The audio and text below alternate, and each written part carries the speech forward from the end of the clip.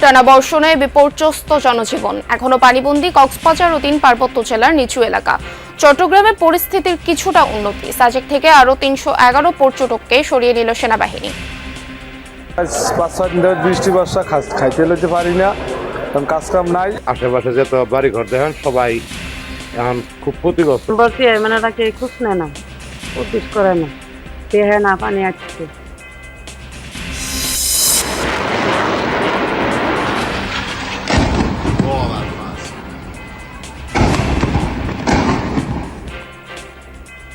টানা তৃতীয় দিনের মতো ইরানে হামলা, যুক্তরাষ্ট্র জড়িত নয় দাবি সংবাদ মাধ্যম আল জাজিরার।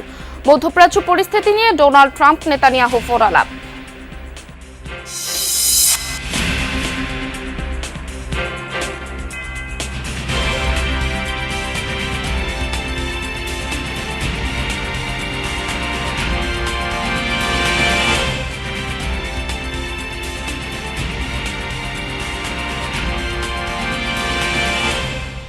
আমন্ত্রণ যমুনা নিউজে, আপনাদের সঙ্গে আছি আমি স্নিগ্ধ পুরবী।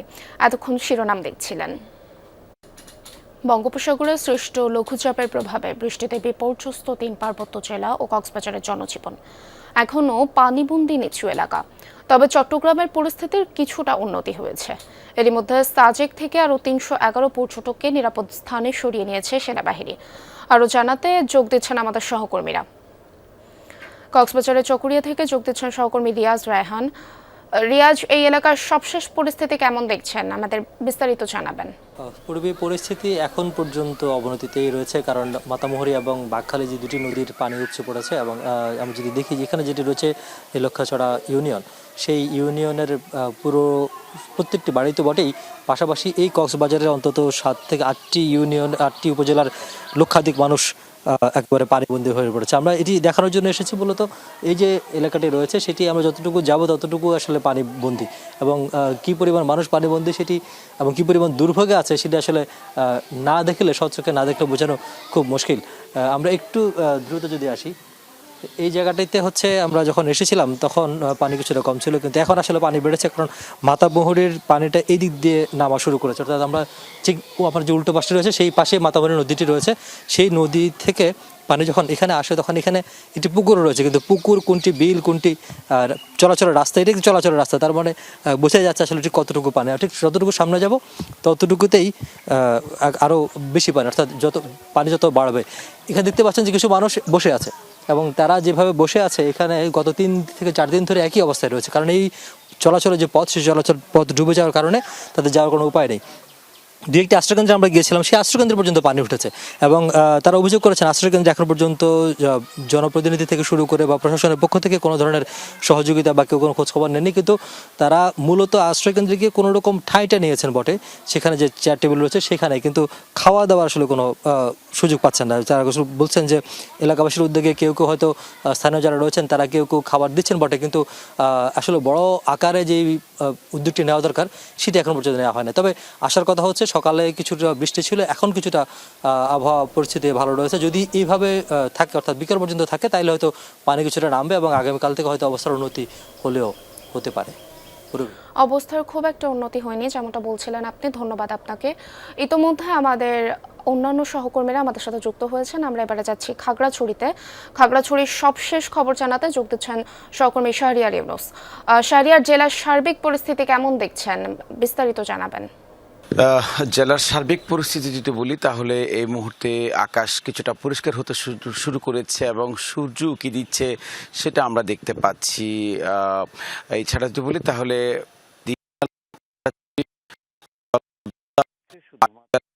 দীঘিনালা উপজেলার রয়েছে সেই ইউনিয়ন থেকেও পানি নামতে শুরু করেছে। আমরা সবচেয়ে যে তথ্যটুকু পেয়েছিলাম, পানি নামতে শুরু করেছে।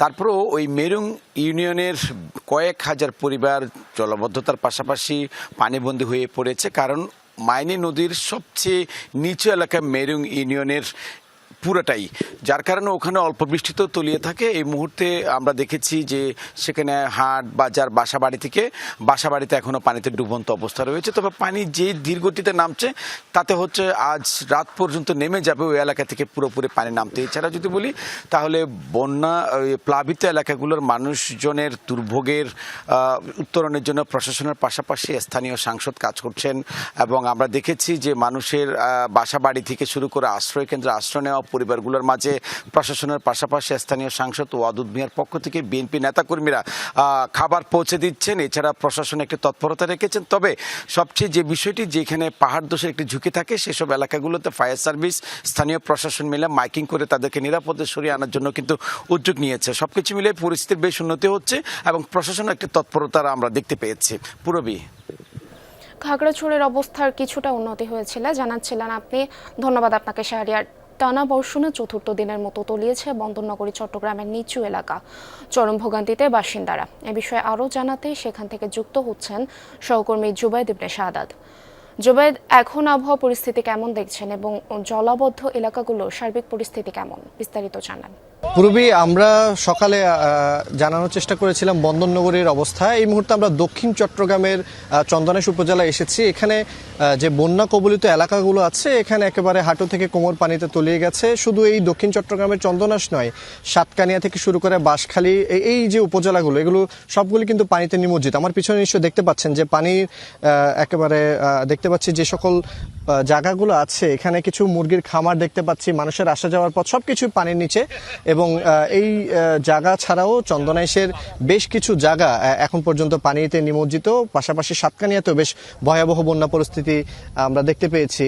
এবং এই যে সড়কটি আছে, প্রধান সড়ক চট্টগ্রাম কক্সবাজার মহাসড়ক, সেই চট্টগ্রাম কক্সবাজার মহাসড়কের একেবারে মূল পয়েন্টেই চন্দনাইশের যে অংশটি সেদিকে আমরা দেখেছি পানি জমে থাকতে, এবং প্রায় 2 থেকে 3 কিলোমিটার দীর্ঘ যানজটের কবলে পড়েছে যানবাহনগুলো। এবং সেখানে আমরা পানি এতটাই বেশি যে সাধারণ মানুষকে জাল দিয়ে মাছ ধরার চিত্রটাও আমরা দেখেছি। এবং এই চিত্র কিন্তু শুধু চট্টগ্রামের চন্দনাইশেই নয়, এটি সাতকানিয়া বাঁশখালী থেকে শুরু করে এই যে দক্ষিণ চট্টগ্রামের যে সকল নিম্নাঞ্চল আছে প্রত্যেকটিরই একই চিত্র, এবং প্রত্যেকেই কিন্তু বেশ দুর্ভোগে আছেন। তারা বলছেন এখন পর্যন্ত সেরকম কোনো সেবা, ত্রাণ সামগ্রী কিংবা তাদের কোনো রকম সুযোগ সুবিধা তারা পাননি। ফলে এই দুর্ভোগ তাদেরকে বেশ বিপাকে ফেলেছে এবং তারা সরকারের দৃষ্টি আকর্ষণ করছেন। পুরবী, ধন্যবাদ আমাদের সাথে যুক্ত হওয়ার জন্য। রাজধানীতে রাত থেকেই থেমে থেমে বৃষ্টি হচ্ছে। এ বিষয়ে বিস্তারিত জানাতে খিলক্ষেত থেকে যুক্ত হচ্ছেন সহকর্মী রেদওয়ান আহমেদ। রেদওয়ান, ছুটির দিনে বৃষ্টিতে জনজীবনে কেমন প্রভাব পড়েছে আর আবহাওয়া অফিস কি বলছে এ বিষয়ে, বিস্তারিত কি তথ্য আছে? রবি, মূলত গতকাল রাত থেকেই কিন্তু টানা বৃষ্টিতে বিপর্যস্ত জনজীবন, কেননা বেশ কয়েকটি এলাকায় গিয়েছি রাজধানীর, বেশিরভাগ এলাকায় দেখেছি যে কিছু কিছু নিচু এলাকাগুলোতেই কিন্তু অল্প বৃষ্টিতেই হাঁটু সমান পানির অবস্থা রয়েছে খিলক্ষেতে, এবং সেখানেও কিন্তু ঠিক একই অবস্থা। কাজীপাড়া বাজার থেকে শুরু করে লেক সিটি, তল্লায়, এমনকি নিচু এলাকাগুলোতে আসলে যাওয়ারও কোনো উপায় নেই, এমন পানি জলাবদ্ধতার সৃষ্টি হয়েছে। এবং সাধারণ মানুষরা যেটি বলছিলেন যে আসলে প্রায় ঘণ্টাখানিকের বৃষ্টিতেই কিন্তু তাদের এমন ভোগান্তি কিন্তু নিত্যনৈমিত্তিক। এবং তাছাড়াও বিভিন্ন এলাকায় যেহেতু রাস্তার খানাখন্দ দেখা যাচ্ছে না, সেক্ষেত্রে কিন্তু নানা রকম দুর্ঘটনার মুখেও পড়ছেন এই নগরবাসী। খিলক্ষেত থেকে এই পুরো সড়ক জুড়ে দেখতে পাচ্ছি যে জলাবদ্ধতা, এবং পানিগুলো যে আসলে ড্রেনেজ ব্যবস্থার মাধ্যমে যাবে সেই উপায়ও কিন্তু নেই, কারণ ড্রেনগুলোও কিন্তু ভরাট হয়ে গেছে। সুতরাং পুরো ড্রেনের পানিগুলো কিন্তু সড়কের উপরের দিকে চলে আসছে, এবং নিচু যেসব দোকানপাট এবং ঘরবাড়ি রয়েছে সেইগুলোতেও কিন্তু পানি প্রবেশ করেছে দেখতে পেয়েছিলাম। এবং মানুষজন যেটি বলছেন যে আসলে সিটি কর্পোরেশন কিংবা সংশ্লিষ্ট মহল কিন্তু এই বিষয়ে কোনো রকম কোনো উদ্যোগই গ্রহণ করেনি। পানি নিষ্কাশনের বিষয়ে তাদেরকে বারবার জানানো হলেও কিন্তু এই এলাকার পানির জলাবদ্ধতার যে সমস্যা সেটি কিন্তু নিরসন হয়নি।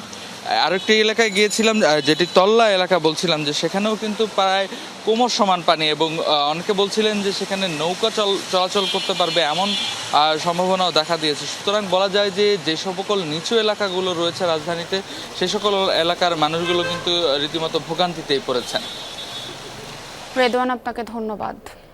টানা বৃষ্টি আর পাহাড়ি ঢলে হবিগঞ্জের খোয়াই নদীর বাঁধ ভেঙে 20টি গ্রাম প্লাবিত হয়েছে। বৃহস্পতিবার রাতে সদর উপজেলা চরহামুয়া কালীগঞ্জ এলাকায় বাঁধ ভেঙে বিস্তীর্ণ এলাকা প্লাবিত হয়। কয়েক হাজার একর ফসলি জমি পানির নিচে তলিয়ে গেছে। আকস্মিক প্লাবনে অনেকেই কোনো উপায় না পেয়ে উঁচু রাস্তা বা বাঁধে আশ্রয় নিয়েছে।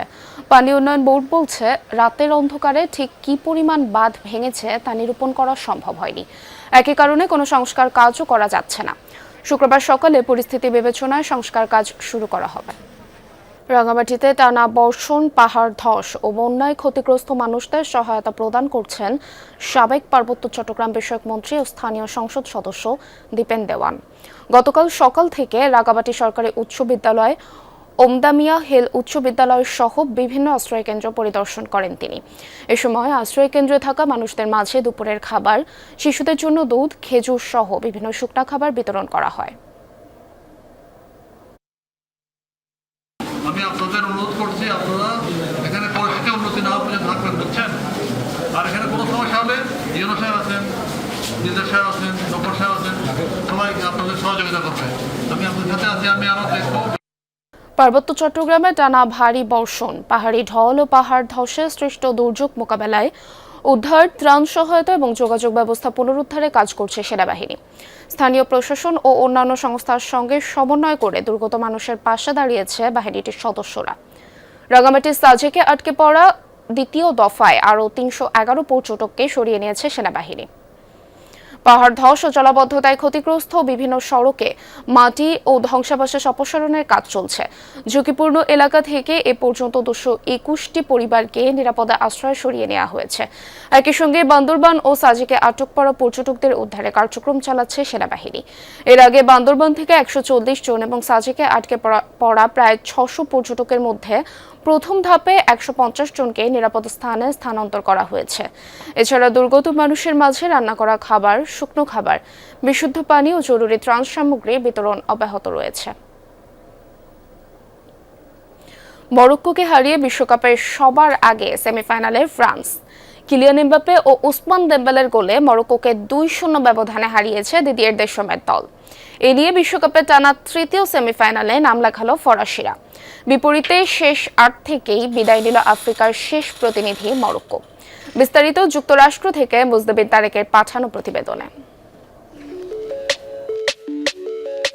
লড়াইটা যেন ফ্রান্সের বিপক্ষে ফ্রান্সের। মরক্কোর একাদশে ফরাসিদের 6 ফুটবলার, যাদের পারিবারিক শিকড় মরক্কোতে হলেও জন্ম ফ্রান্সে। প্রতিশোধের ম্যাচে কোনো টোটকায় অবশ্য কাজে দেয়নি অ্যাটলাস লায়ন্সদের। ফ্রান্সের একের পর এক আক্রমণে শুরুতেই তলানিতে আত্মবিশ্বাস। অবশ্য হতাশ করেন এমবাপ্পে। 26 মিনিটে ফরাসি তারকার নেয়া স্পট কিক ফিরিয়ে দেন গোলরক্ষক ইয়াসিন বুনো। এবারের আসরে প্রতিপক্ষের নেয়া 9টি পেনাল্টির 7টি ফিরিয়েছেন বুনো। বিপরীতে ফ্রান্সের হয়ে টানা 15টি সফল পেনাল্টি উপহার দিলেও এমবাপ্পে আটকে গেলেন ইয়াসিন বুনোর গ্লাভসে। চীনের প্রাচীর হয়ে দাঁড়ানো বুনো ম্যাজিকে গোল বঞ্চিত হতে হয়েছে দিজে দুয়েকে, আর গোল পোস্ট হতাশ করেছে লুকাস দিনিয়েকে। প্রথমার্ধে ফ্রান্সের 13টি আক্রমণের 3টিই ছিল গোল মুখে। গোলশূন্য বিরতির পর আর আটকে রাখা যায়নি এমবাপ্পেকে। 60 মিনিটে ফরাসিদের ত্রাতা হয়ে আসেন তিনি। নিখুঁত শটে আসরে নিজের 8ম গোলের সঙ্গে দলকে এনে দেন লিড। বিশ্বকাপে সব মিলিয়ে তার গোল সংখ্যা এখন 20টি। দিকহারা মরক্কান ডিফেন্সের দুর্বলতার সুযোগ নিতে ভুলেননি উসমান দেম্বেলেও। বক্সের বাইরে থেকে নেয়া শটে লিড দ্বিগুণ করেন তিনি। শেষ পর্যন্ত 2-0 গোলে জয় নিয়ে সবার আগে শেষ চারে ফরাসিরা। কাতার বিশ্বকাপে সেমিফাইনালে হারের প্রতিশোধ নেওয়ার সুযোগ ছিল মরক্কোর সামনে, কিন্তু আসর ও ভেন্যু বদলালেও ভাগ্য বদলায়নি আফ্রিকার দেশটির। এক পেশে জয়ে টানা তৃতীয় বিশ্বকাপ সেমিফাইনালে ফ্রান্স। গোল্ডেন বুটের রেসে লিওনেল মেসিকে সরিয়ে এখন শীর্ষে Kylian Mbappe. Mujrabin Tarek, Jamuna sports, যুক্তরাষ্ট্র। সেমিফাইনালের টিকিট নিশ্চিন্তার লড়াইয়ে আজ রাতে মাঠে নামছে স্পেন ও বেলজিয়াম। টানা 35 ম্যাচে অপরাজিত, 609 মিনিট গোল হজম করেনি স্পেন। গতিময় ফুটবলে স্প্যানিশ চাল খুঁজে পাওয়ায় বেলজিয়ামদের বড় চ্যালেঞ্জ। বিশ্বমঞ্চে দু দলের সবশেষ দেখা হয়েছিল 36 বছর আগে। কোয়ার্টার ফাইনালে একবারে দেখায় জয় আছে বেলজিয়ামের। বাংলাদেশ সময় রাত 1টায় শুরু হবে ম্যাচ।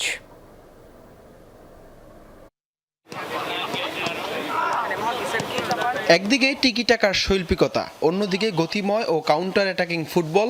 সেমিফাইনালের টিকিট কাটার মহাযুদ্ধে রাতে মুখোমুখি ইউরোপের দুই শক্তি স্পেন ও বেলজিয়াম। প্রশ্ন, স্পেনের অপরাজয় দুর্গ ভাঙতে পারবে কি বেলজিয়ানরা? একের পর এক জয়ে স্পেনিশ আর্মাডারা বর্তমানে রয়েছে দারুণ ছন্দে। নিজেদের ফুটবল ইতিহাসের দীর্ঘতম ৩৫ ম্যাচে অপরাজিত থাকার রেকর্ড স্পর্শ করেছে লা রোহা। এবারের বিশ্বকাপে রক্ষণভাগে তারা গড়েছে অনন্য এক প্রাচীর। টানা ৬টি ক্লিনশিট, ৬০৯ মিনিট কোনো গোল হজম না করার বিশ্ব রেকর্ড যখন উনাই সিমনের দখলে, তখন স্পেনের জাল খুঁজে পাওয়া যে কোনো স্ট্রাইকারের জন্যই এখন সবচেয়ে বড় চ্যালেঞ্জ। অপরদিকে গোল্ডেন জেনারেশন পরবর্তী ট্রানজিশন পিরিয়ডে থাকলেও বেলজিয়াম এখনও যে কোনো বড় দলের জন্য আতঙ্ক। বিশেষ করে তাদের আক্রমণ ভাগের ক্ষিপ্রতা এবং দ্রুত কাউন্টার অ্যাটাক করার ক্ষমতা প্রতিপক্ষের ডিফেন্সকে সবসময় চাপে রাখতে পারে। তবে এখন পর্যন্ত কোনো দল স্পেনের প্রাচীর ভাঙতে না পারা সবচেয়ে বড় দুশ্চিন্তার কারণ হবে বেলজিয়ানদের জন্য। কোয়ার্টার ফাইনালে এর আগেও দেখা হয়েছে দুই দলের। 1986 বিশ্বকাপে সেবার নির্ধারিত সময়ে 1-1 গোলে ড্র হওয়ার পর টাইব্রেকারে স্পেনকে 5-4 গোলে হারিয়ে সেমিফাইনাল খেলেছিল বেলজিয়াম। যদিও এর পরের 1990 বিশ্বকাপে গ্রুপ পর্বে বেলজিয়ানদের 2-1 গোলে হারিয়েছিল স্প্যানিশরা। এরপর 36 বছর বিশ্বমঞ্চে আর মুখোমুখি হয়নি দুই দল। সাম্প্রতিক ফর্ম স্পেনের পক্ষে কথা বললেও ছন্দ দেখেই শেষ 8-এ এসেছে বেলজিয়াম। তবে দেখার অপেক্ষা এখন উনাই সিমনের ৬০৯ মিনিটের রেকর্ড কি আরও দীর্ঘ হবে, নাকি বেলজিয়ান রেড ডেভিলসদের গতিময় ফুটবল স্তব্ধ করে দেবে স্প্যানিশ আর্মাডারদের। হাসান আল মারুফ, যমুনা স্পোর্টস। রাজধানীর মিরপুর এলাকায় কথিত শীর্ষ সন্ত্রাসী খলিলুর রহমান বাবু ওরফে কারেন্ট বাবুকে গ্রেফতার করেছে রূপনগর থানা পুলিশ। রাজধানীর রূপনগরের টিনশাদ বস্তিতে অভিযান চালিয়ে তাকে গ্রেফতার করা হয়েছে। এ সময় পুলিশের দাবি, তার বিরুদ্ধে হত্যা, মাদক সহ মোট 5টি মামলা রয়েছে। অভিযানের সময় তার কাছ থেকে ইয়াবা উদ্ধার করা হয়। রূপনগর থানার অফিসার ইনচার্জ নোমান হোসেন জানান, গ্রেপ্তারের পর তাকে আদালতে পাঠানোর প্রস্তুতি চলছে। এ ঘটনায় পরবর্তী আইনগত কার্যক্রম অব্যাহত রয়েছে। টানা তৃতীয় দিনের মতো ইরান জুড়ে আবারও হামলা হয়েছে। তবে হামলায় যুক্তরাষ্ট্র জড়িত ছিল না বলে সংশ্লিষ্ট সূত্রের বরাতে জানিয়েছে সংবাদ মাধ্যম আল জাজিরা। বৃহস্পতিবার রাত থেকে শুরু হয় হামলা। টার্গেট করা হয় ইরানের দক্ষিণাঞ্চলের বিভিন্ন শহর ও স্থাপনা। আবারও বোমা বর্ষণের শিকার হয় বন্দর আব্বাস ও বুশের। চোঘাদাক শহরে একটি সামরিক স্থাপনায় হয় হামলা। কোনারাকে নৌবাহিনীর একটি ঘাঁটিতে হামলা চালায় শত্রু যুদ্ধ বিমান। শোনা যায় 2টি জোরালো বিস্ফোরণ। এর আগের দিন যুদ্ধবিরতির পর ইরানের সবচেয়ে বড় হামলা চালায় যুক্তরাষ্ট্র।